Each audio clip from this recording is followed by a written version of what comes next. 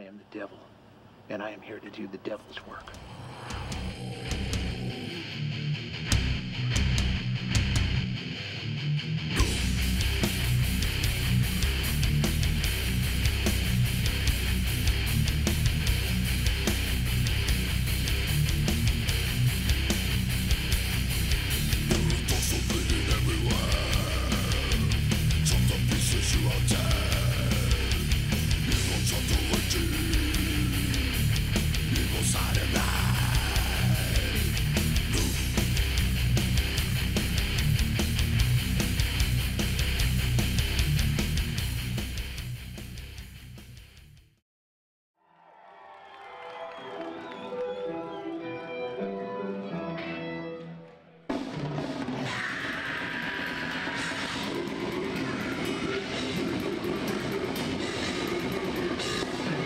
What's up? This is Monte, the Alterbeast. I'm the vocalist. We're here tonight in San Francisco playing the almighty Fillmore with Chelsea Grin, the Black Dahlia Murder, and Suicide Silence, and we could not be more pumped.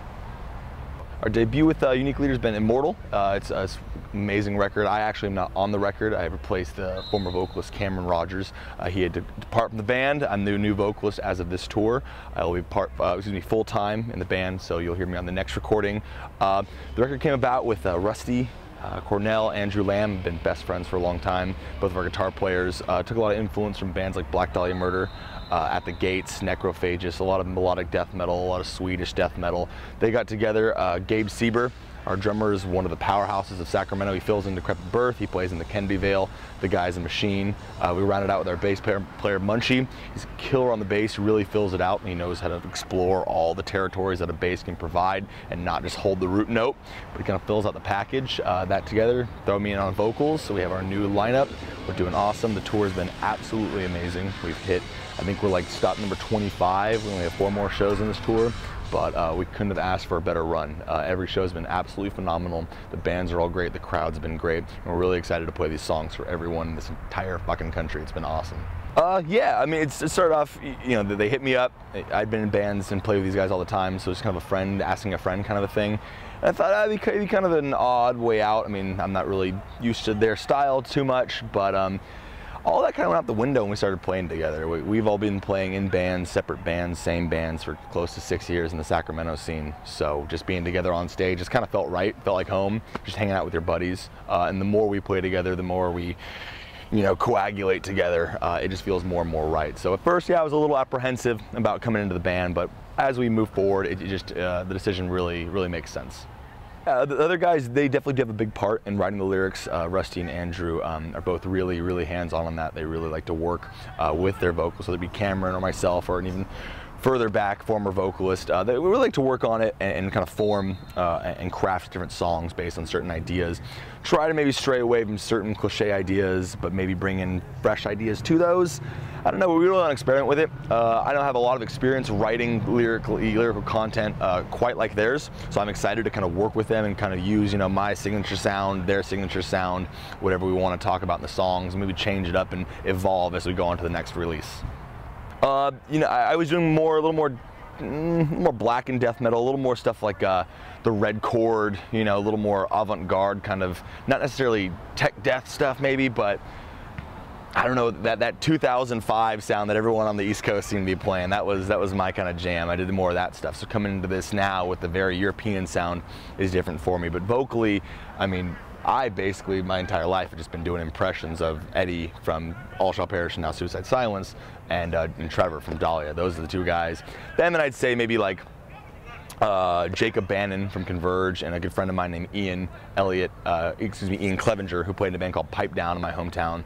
But seeing all those guys, what they did vocally was a really big influence on me, and so I've just kind of molded and crafted as we've gone along in these different bands I've been in, and kind of hopefully developed my own signature sound. I just get up there and make dinosaur noises, man. It's just a lot of fun. Yeah, definitely. You definitely feel a brotherhood with the band. And you go through your ebbs and flows. I mean, you're living in a van together with 5 other dudes for close to 30 days. Like, there's gonna be, you know, some tempers are gonna flare, and they have, but, you know, it's nothing crazy. We understand we're all on pins and needles here, but, you know, at the end of the day, we know what we're all doing. We're all doing it for the same reason. When they wanted me to go with them, I love the record, I love the guys. It just and then they asked me to go with this tour package. It was the perfect storm. I'd be stupid not to say no. I think, you know, we've seen enough of, you know, we're not spring chickens anymore. We've all been playing music relatively for different capacities for about 10 years now, and we kind of see the business side of it. We see what makes a band have longevity, bands like Black Dahlia Murder, bands like Suicide Silence, and what you need to have, what kind of work ethic you need to have, where you need to make compromises. And I think we understand that, you know, we want to tie that in and factor that into our business plan. Understanding that, you know, our sound is very Black Dahlia influenced, it's very Swedish Euro influenced. Both bands and genres are, you know, they do very well. They know what they're doing. It's very an established sound. We want to be that gateway into more technical music.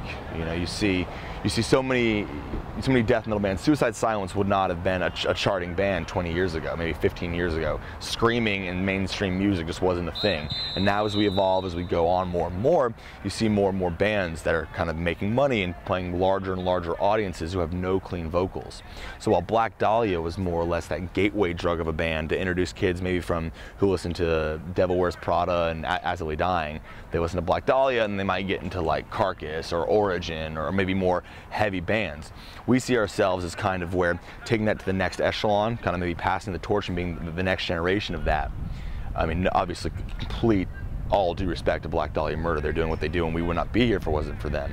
And we see ourselves as we take so much influence from them. We like to add up, you know, the technicality a little bit, a little more sweeps, a little more here and there, a little more kind of, like I said, necrophagous sound. And show kids, okay, yeah, maybe kids will get into like Deeds of Flesh, maybe they'll get into Necrophagist and Brain Drill and the other millions of more technical bands. And so as the genre keeps uplifting and more people are drawn to it, it's becoming more mainstream, more accepted. We just want to be at the forefront and to show kids, like, check this out. Well, our sound is not necessarily catchy, but it's easy to listen to. Whereas, you know, some of the other super techie bands, it's kind of, that's meant to be a little too intense for some people. So we kind of want to be that gateway drug into like the super intense bands, if that makes sense. So that's kind of what we're thinking about doing. You know, we don't know. This is our first national. We just want to be, you know, out there doing it to it, getting the miles in, playing the shows, and just have fun. And we don't take ourselves too seriously. We love death metal. We're just metal fans, you know, thick and thin. So I'd say, yeah. Give me what's going to happen for the rest of the year, and then we got one thing and we're done. Word. The rest of the year, we're looking into a couple other tours. Obviously, I can't talk about right now, but we've been talking to some packages, talking to some stuff.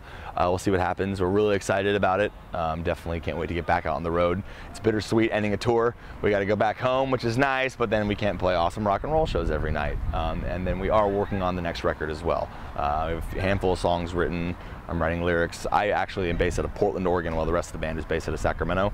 So we're kind of working remotely, flying in when I can.